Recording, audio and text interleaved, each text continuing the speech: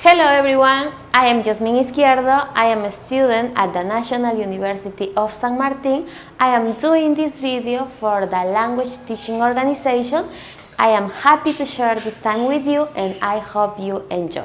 Organization in the classroom is very important for all teachers as this will help you develop successful classes.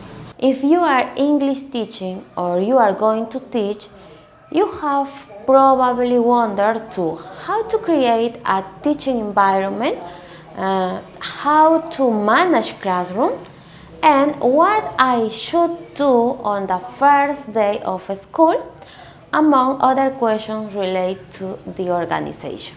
In this video, I will talk about 5 topics to keep in mind for our English classes. The room environment, noisy classroom, greeting your students, welcoming new students, and the importance of relationship building.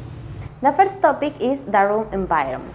For this, you can change the configuration of the classroom, including the arrangement of the student desk, and make it a regular part of your preparation. You can put the chairs in U-shape or make a circle or any other shape that facilitates the dialogue, that conversation on the first day of the class. I have 4 recommendations for you. The first is be creative setting up in the classroom. The second is keep the classroom tidy. Before allowing a class to leave the classroom, ask the students to pick up the trash around their tables.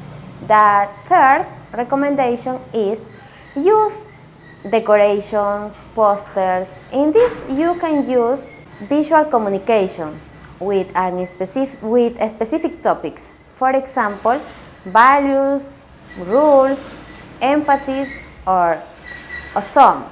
The last recommendation is, before class begins, inspect the classroom for any broken, dirty, unsightly items. Broken windows, desks, or looks should be repaired or replaced. It may take time, but check with your principal school getting these things done. In some situations, you will have to do some smaller tasks yourself, may be easier. The second topic is noisy classroom impede learning.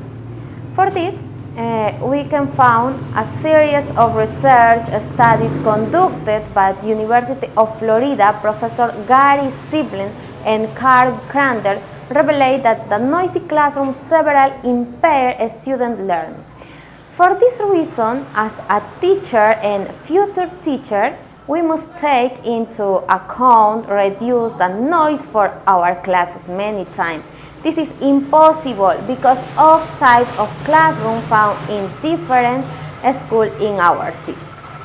We can use one strategy for this situation. For example, when we ask to the students to work in groups, most of the students draw the chairs and generating unpleasant noise. For this, we can use the following tool that will help reduce the noises when forming groups.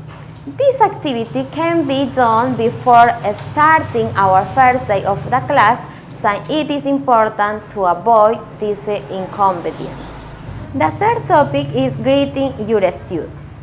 The first day of school is likely the single most important day of the school year. You should be better prepared for the first day than any other of the year.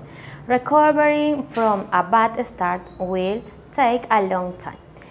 For this day, I can recommend use an ID card because the students remember your names when they would call you, using similar with this ID card. Then the first 5 to 10 minutes of the first day's contact with your student is probably the most important segment of the time in the school year. You aren't going to get them. You are excited about your class if you don't seem to enthusiasm yourself. Put some energy in your opening.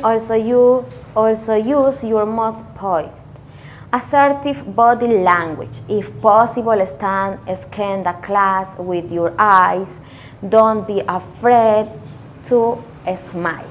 Spending time getting to know your student is one of the most valuable investments you can make. Established rapport helps building natural respect, minimize classroom behavior problems. Here are some tips for getting to know your students. One of the best ways can show respect your students and earn their respect and trust is to learn their names. For this, you can use one strategy. You can use this option, this strategy. For example, you can give each student an ID card, and each student write their names and put into the ID card, and put each student, and you can call they for their names. It is important activity. Other activity that you can use in the first day of the school, in the greeting your students, you will have to present in front of the class, and you have to share information about you. For example, use some pictures similar to this, and say information about where do you live, some information about your family. This is my family, and share information about your travels with your family or activities that you do like. Or maybe you share some activities, similar hobbies, or what do you do in your free time. You can share this information with your students. It's very important to know you. The fourth topic is welcoming new students. Arriving in a new school the very first day is a stressful event for most students. Make a special effort to make new students feel welcome. You can use, or we can use, some activities. Spend a few minutes getting to know a little about the student's background. Some teachers develop a brief questionnaire for new students to complete, detailing family information, interests, extracurricular activities, and past coursework. Have several welcome folders prepared to immediately give a new student. Besides classroom, school rules and routines, include a personal note for later welcoming the new students. Welcome to this class. For example, to help the new students feel more comfortable with the class, find something to praise or acknowledge. Some teachers have everyone wear names similar to this task during the week following a new student's arrival. The last topic is the importance of relationship building. Your goal is not to become your students' friends, although many students may attempt to craft such a connection. There is a boundary. Use common sense in maintaining appropriate boundaries and avoiding compromising situations with students.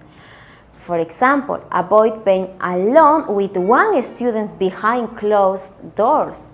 Never use double entendres with any students. Or don't allow students to touch you. Treat students decently. Treat them as you would have wished to be treated as a student, not necessarily as you were treated. Remember that adage, praise publicly, criticize privately.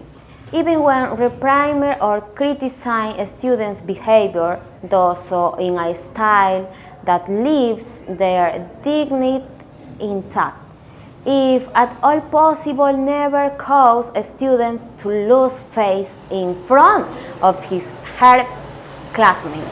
It achieves nothing positive in that long run.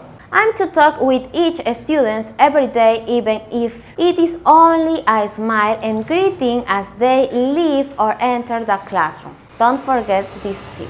Remember this phrase: a student never forgets an encouraged private word when it is given with sincere respect and admiration, by William Lyon.